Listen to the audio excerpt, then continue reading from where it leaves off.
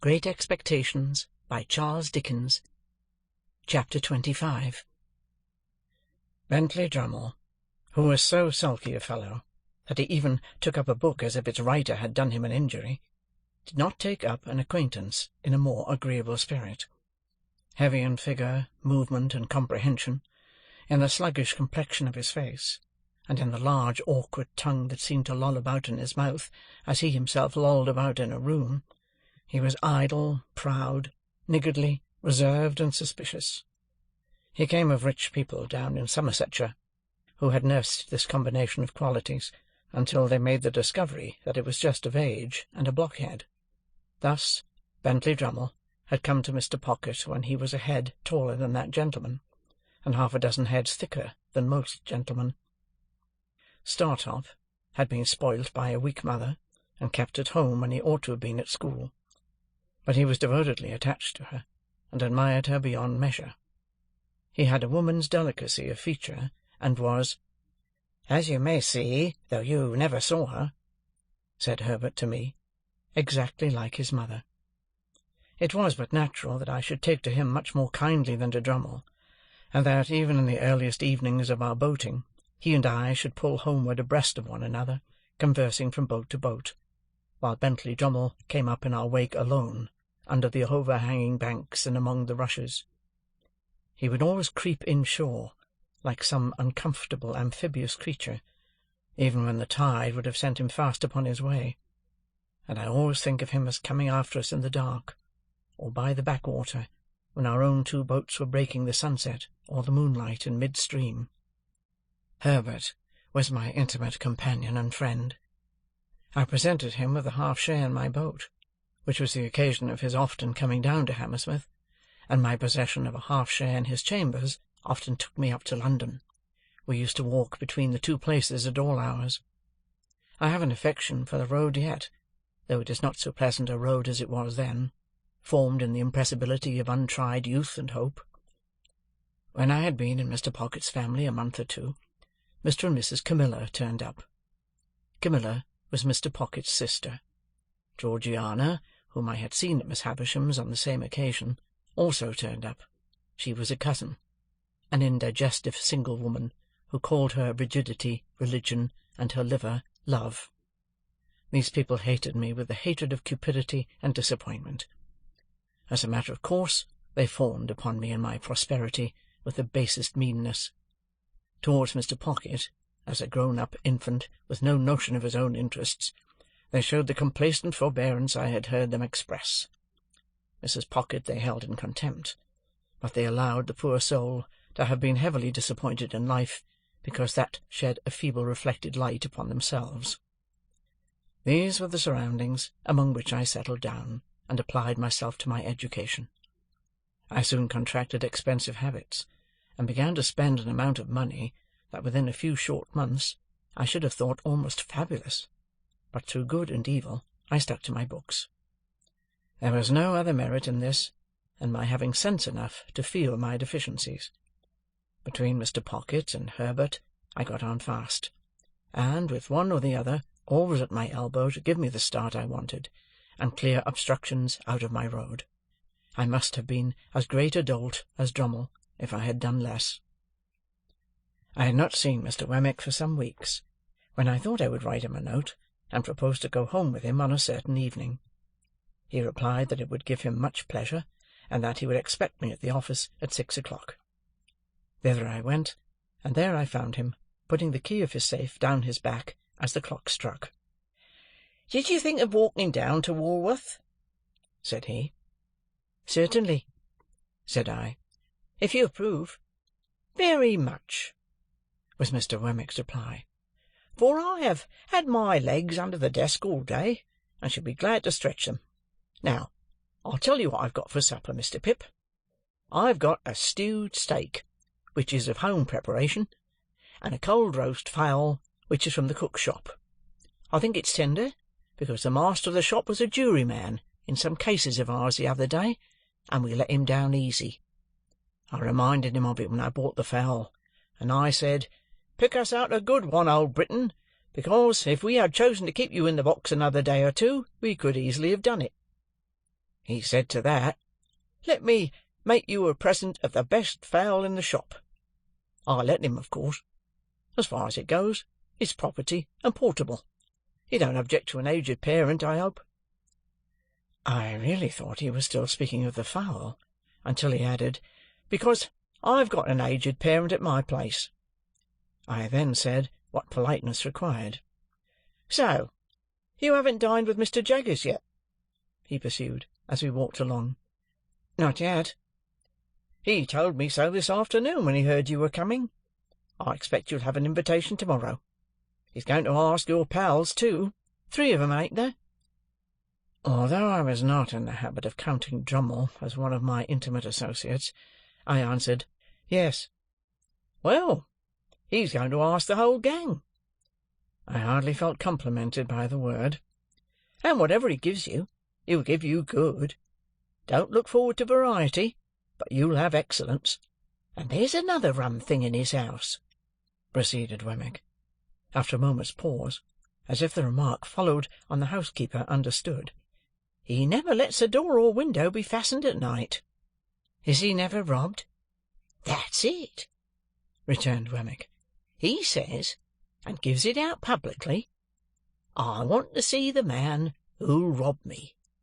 Lord bless you, I've heard him 100 times, if I've heard him once, say to regular cracksmen in our front office, 'You know where I live. Now, no bolt is ever drawn there. Why don't you do a stroke of business with me? Come, can't I tempt you?' Not a man of them, sir, would be bold enough to try it on, for love or money." "They dread him so much," said I. "Dread him?" said Wemmick. "I believe you they dread him. Not but what he's artful, even in his defiance of them. No silver, sir. Britannia metal, every spoon." "So they wouldn't have much," I observed, "even if they—" "Ah, but he would have much," said Wemmick, cutting me short. "And they know it. He'd have their lives, and the lives of scores of 'em. He'd have all he could get, and it's impossible to say what he couldn't get, if he gave his mind to it." I was falling into meditation on my guardian's greatness, when Wemmick remarked, "As to the absence of plate, that's only his natural depth, you know. A river's its natural depth, and he's his natural depth. Look at his watch-chain. That's real enough." "It's very massive," said I. "Massive?" repeated Wemmick. "I think so." "And his watch is a gold repeater, and worth £100 if it's worth a penny. Mr. Pip, there are about 700 thieves in this town who know all about that watch. There's not a man, a woman, or a child among them who wouldn't identify the smallest link in that chain, and drop it as if it was red-hot if inveigled into touching it." At first, with such discourse, and afterwards with conversation of a more general nature, did Mr. Wemmick and I beguile the time and the road, until he gave me to understand that we had arrived in the district of Walworth. It appeared to be a collection of back lanes, ditches, and little gardens, and to present the aspect of a rather dull retirement. Wemmick's house was a little wooden cottage in the midst of plots of garden, and the top of it was cut out, and painted like a battery mounted with guns. "My own doing," said Wemmick. "Looks pretty, don't it?" I highly commended it. I think it was the smallest house I ever saw, with the queerest Gothic windows, by far the greater part of them sham, and a Gothic door almost too small to get in at. "That's a real flagstaff, you see," said Wemmick. "And on Sundays I run up a real flag. Then look here. After I've crossed this bridge, I hoist it up, so, and cut off the communication." The bridge was a plank, and it crossed a chasm about 4 feet wide and 2 deep. But it was very pleasant to see the pride with which he hoisted it up and made it fast, smiling as he did so, with a relish, and not merely mechanically. "At 9 o'clock every night, Greenwich time," said Wemmick, "the gun fires. There he is, you see. And when you hear him go, I think you'll say he's a stinger." The piece of ordnance referred to was mounted in a separate fortress constructed of lattice-work. It was protected from the weather by an ingenious little tarpaulin contrivance in the nature of an umbrella. "Then at the back," said Wemmick, "out of sight, so as not to impede the idea of fortifications, for it's a principle with me, if you have an idea, carry it out and keep it up. I don't know whether that's your opinion," I said decidedly. "At the back there's a pig, and there are fowls and rabbits. Then I knock together my own little frame, you see, and grow cucumbers, and you'll judge at supper what sort of a salad I can raise." "So, sir," said Wemmick, smiling again, but seriously too, as he shook his head, "if you can suppose the little place besieged, it would hold out a devil of a time in point of provisions."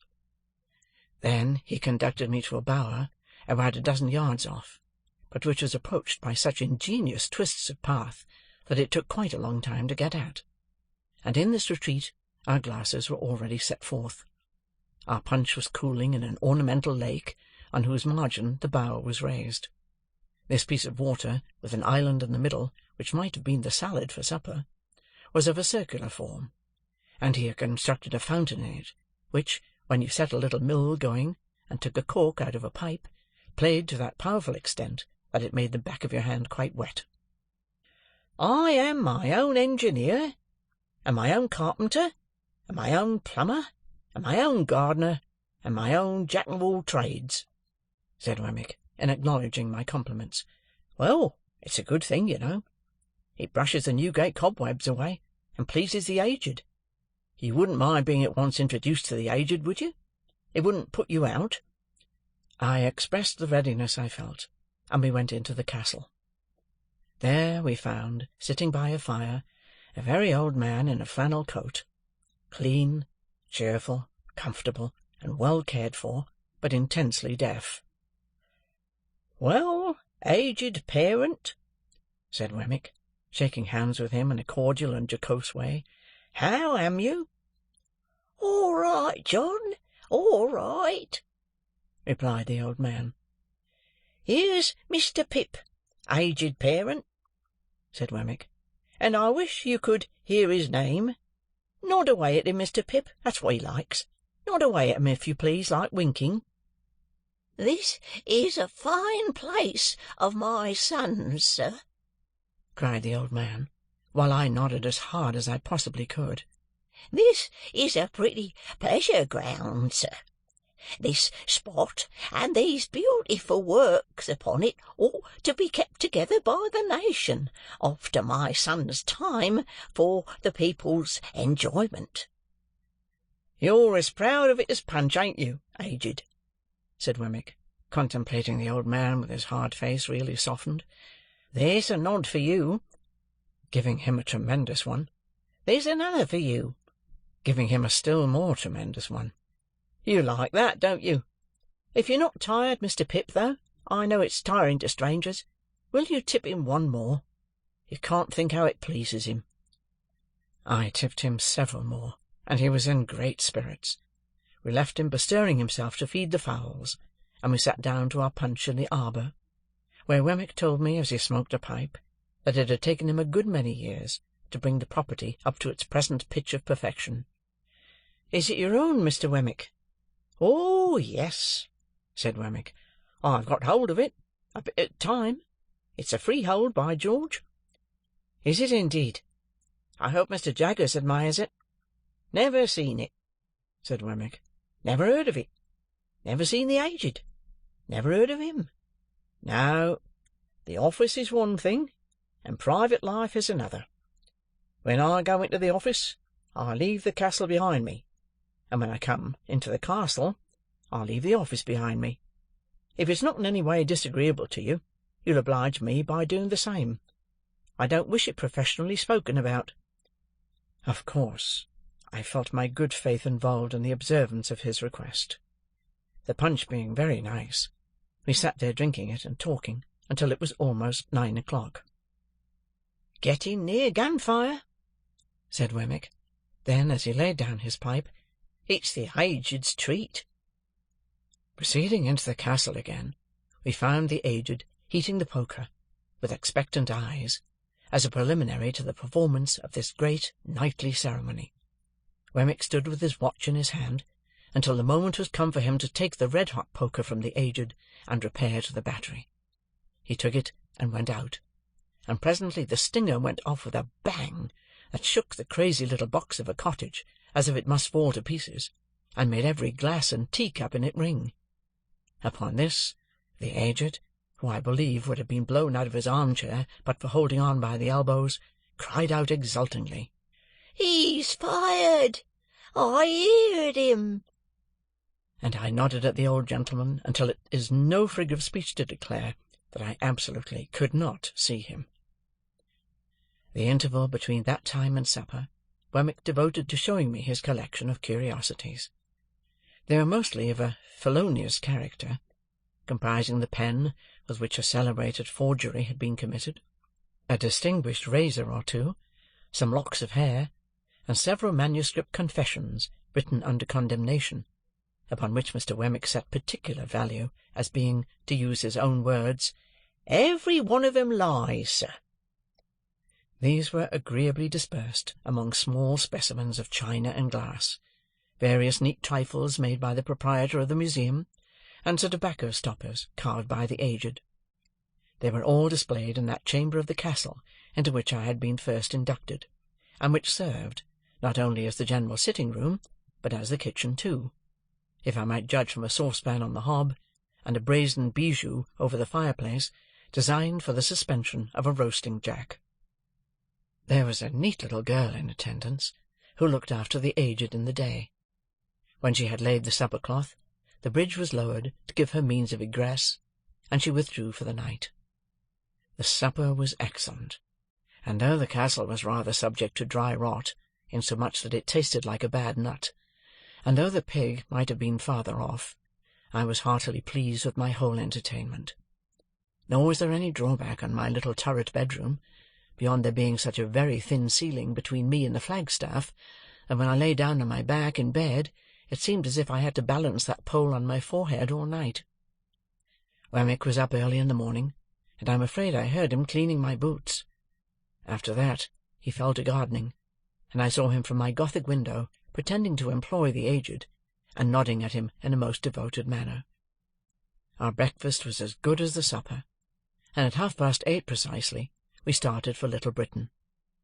By degrees, Wemmick got drier and harder as we went along, and his mouth tightened into a post-office again.